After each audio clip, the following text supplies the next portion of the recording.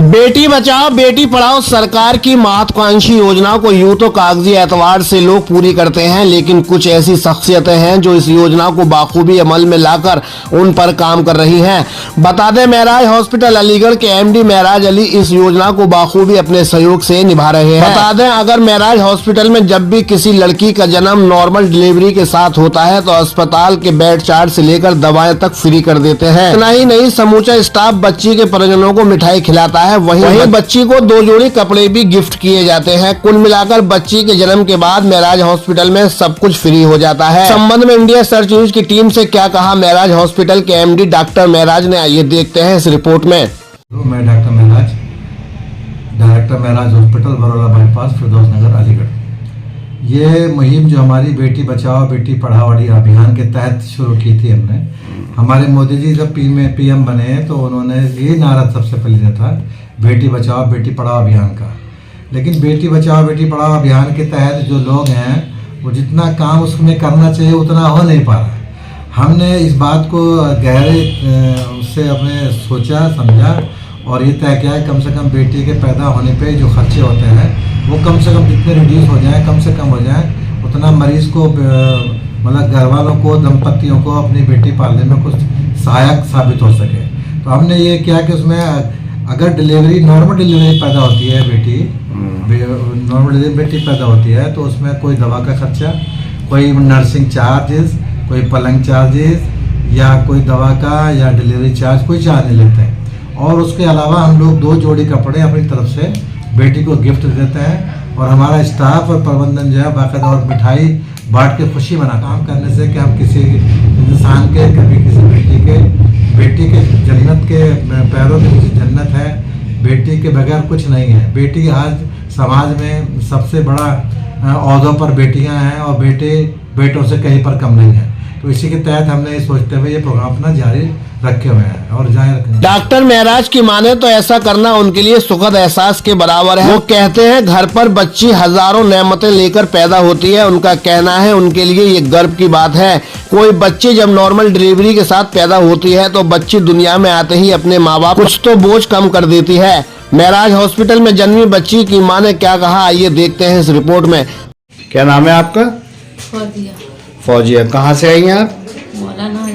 मौलाना आजाद नगर से आई हैं आप। तो यहाँ जो ये बच्ची की जो डिलीवरी नॉर्मल हुई है जी, तो इसका खर्चा वगैरह डॉक्टर साहब ले रहे हैं? नहीं। अच्छा, क्या किया है डॉक्टर साहब ने, क्या क्या करा है? डिलीवरी करी, बहू है। आपकी बहू है? अच्छा, तो यहाँ पे जब डिलीवरी लड़की हुई है, जब डॉक्टर साहब को पता चला तो पैसे वैसे नहीं, कुछ नहीं लिए। कुछ पैसे नहीं? डिलीवरी के भी किसी के भी? नहीं। अच्छा, तो आपको कैसा लगा? सही लगा। अच्छा लगा कि मतलब बेटी बचाओ बेटी पढ़ाओ में उनका पूरा योगदान है। हाँ। कैसा लगा आपको? अच्छा लगा। अच्छा लगा। आराम से सब अच्छे से हो गया, बिना पैसे के बच्ची होने की उसमें। हाँ। वैसे 8-10 हज़ार रुपये खर्च हो जाते हैं। हाँ, और क्या। कुल मिलाकर ये बहुत ही शानदार बड़ी पहल है। तक करीब 90 बच्चियां हॉस्पिटल में नॉर्मल डिलीवरी के साथ पैदा हुई हैं। इस सामाजिक पहल को देखते हुए इंडिया सर्च न्यूज की टीम महराज हॉस्पिटल के एमडी डॉक्टर महराज अली वहीं समस्त स्टाफ को बहुत बहुत बधाई देती है। अलीगढ़ से bureau report India search news के लिए। दूसरी खबर निशात बाग अलीगढ़ से आ रही है, जहां दोहरा माफी बिजली घर के जेई का लोगों को परेशान करने का सिलसिला ऐसा चला है जो रुकने का नाम ही नहीं ले रहा। जबकि ये खबर दैनिक जागरण में प्रकाशित हुई है। जेई के खिलाफ उच्च अधिकारियों ने संज्ञान लेते चार्जशीट दाखिल करने का फरमान सुनाया है। बता दें, जेई साहब का ताजा मामला सामने आया। निशात बाग में बुलंदशहर निवासी मोहम्मद राशिद ने एक मकान खरीदा है जिसमें पहले से बिजली का कनेक्शन लगा हुआ है, जिसका बकाया बिल 20,000 रुपए करीब है। मौके पर जेई साहब टीम के साथ पहुंचे। बिल को लेकर कहा सुनी हो गई। लोग आए थे, क्या बात हुई थी, क्या मतलब पूरा है मामला? ये आए थे कुछ लोग मेरे पास बिजली के बिल के लिए। मेरे मकान पे इस पे बिजली का बिल बकाया है। ये मेरे नाम अभी हुआ ना मकान, तो मैंने उनसे कहा कि ये मकान नाम होने के बाद मैं इसका बिजली का बिल जमा कर दूंगा, लगभग 20,000 रुपए के आसपास का कनेक्शन है ऑलरेडी यहाँ पे। अच्छा। और उसके बाद में उन्होंने मीटर उखाड़ा और मीटर की डोरी वोरी काट के वो अपने साथ ले जाने लगे। मैंने उनसे बहुत इल्तिजा करी, मैंने कहा भाई बहुत रिक्वेस्ट करी कि मेरे लिए मान जाओ, मैं ये बिल जमा करा दूंगा। लेकिन उन लोगों ने, ये 8 लोग थे, इसमें एक नीरज वर्मा है और सत्यम भारती, सोनू वर्मा, सोनू शर्मा, चौधरी व अन्य 8 लोग थे। ये लोग जी जी बाइकों पे आए हुए थे और इन लोगों ने मेरे साथ बहुत बदतमीजी करी, मारपीट करी, यहाँ तक कि मेरे दाढ़ी के बाल भी इन लोगों ने उखाड़ दिए और मेरे साथ में जाकर इन्होंने मेरे खिलाफ कार्रवाई कर दी है। मैं जब तक अस्पताल गया और यहाँ जिन लोगों से मेरी जान पहचान है उन लोगों के बिना मैं अकेला न जा पाया। मेरी तबीयत बहुत ज़्यादा खराब रह है, मुझे शुगर रहती है हरदम। कोई रुपए वगैरह भी मांगे अभी तो आपसे? मुझसे कुछ पैसे मांगने की कोशिश करी उन्होंने, बोले कुछ पैसे दे दो हमें। मैंने कहा मैं बिना जमा करे वहाँ बिल के मैं पैसे कैसे दे दूँगा। मोहम्मद राशिद के माने तो जो मकान उसने लिया है उसका बैनामा नहीं हुआ है। पीड़ित ने बिजली विभाग की टीम से कहा, ये मकान मैं अपने नाम करा लूंगा तो बिजली का बिल का भी भुगतान कर दूंगा। इसी बात को लेकर कहासुनी हो गई। पीड़ित ने कहा उसके साथ मारपीट की गई, इतना ही नहीं उसकी दाढ़ी के बाल तक उखाड़ लिए गए हैं। इधर जेई नीरज वर्मा ने थाना क्वारसी में 23 दिसंबर को सरकारी काम में बाधा डालने पर पीड़ित के खिलाफ अपराध संख्या 1259/2022 आईपीसी धारा 323, 332, 353, 504, 506, 427 में मुकदमा दर्ज कर लिया है। सवाल ये उठता है, अगर जेई साहब के खिलाफ इतनी शिकायतें हो रही है और शिकायतों पर चार्जशीट तक बन रही है, तो बिजली विभाग के उच्च अधिकारियों की ऐसी क्या मजबूरी है जो जेई साहब को नहीं हटाने पर मजबूर कर रही है? सवाल हजारों हैं लेकिन जवाब बिजली विभाग के अधिकारियों के पास ही है। अगर शिकायतें सच्ची हैं तो कार्रवाई में विलंब बिजली विभाग की लापरवाही को उजागर करता है।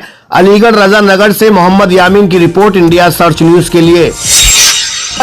वहीं तीसरी खबर एएमयू अलीगढ़ से है। मुस्लिम यूनिवर्सिटी अलीगढ़ से जहां हर साल की तरह मेडिकल पार्क में फ्लावर शो आयोजित हुआ है, जिसमें करीब 5000 किस्म के फूलों को डिस्प्ले किया गया है।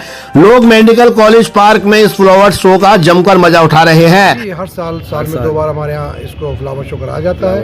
एक दिसंबर, सेकेंड वीक ऑफ दिसंबर, और दूसरा जो एनुअल फ्लावर शो होता है वो सेकेंड वीक ऑफ मार्च। वो एनुअल फ्लावर वो एनुअल होता है। ये इसी पार्क में किया जाता है जी, गुलस्तान सैयद में पिछले काफ़ी टाइम से यहीं पर दोनों फ्लावर शो कराए जाते हैं। शुक्रिया सर आपका। हर साल ये फ्लावर शो बड़े धूमधाम से मनाया जाता है, जिसमें हर तरह के कुदरती रंगों से भरपूर फूल देखने को मिलते हैं। अलीगढ़ से साहिल रजा की रिपोर्ट, इंडिया सर्च न्यूज के लिए। वहीं चौथी खबर थाना देहलीगेट क्षेत्र के इंदिरा नगर से आ रही है, जहां एक मकान में आग लग गई है, जिसमें 2 बच्चियों को झुलसने के साथ वहीं उनकी मां की भी गंभीर जलने की खबर आ रही है। क्या नाम है आपका? प्रमोद नाम है सर। अच्छा, आप कहाँ रहते हैं? मैं यहीं पे पड़ोस में रहता हूँ, नगर खेलो अलीगढ़ में। अच्छा, क्या मामला हुआ था ये सुबह? ये सुबह शॉर्ट सर्किट की वजह से हमारे प्रेम शंकर जी जो हैं वो हमारे पड़ोसी हैं, और शॉर्ट सर्किट की वजह से यहाँ पर आग लग चुकी। अच्छा। और जब हम यहाँ पर आए थे, जब तक यहाँ पर सामान वगैरह ज़्यादा जल चुका था। उनकी वाइफ और 2 बेटियाँ वो इतनी इतनी गंभीर हालत से जल चुकी हैं कि बचने और ना बचने की दोनों ही उम्मीद नहीं है। तो जब तक हम आ पाए तब तक सारा कुछ हो गया। और पीड़ित की माने तो तीनों गंभीर घायलों को जेएनएम मेडिकल कॉलेज अलीगढ़ भेजा गया है। आग किन कारणों से लगी है अभी तक स्पष्ट नहीं हो पाया है। अलीगढ़ से कासिम अब्बास की रिपोर्ट, इंडिया सर्च न्यूज के लिए।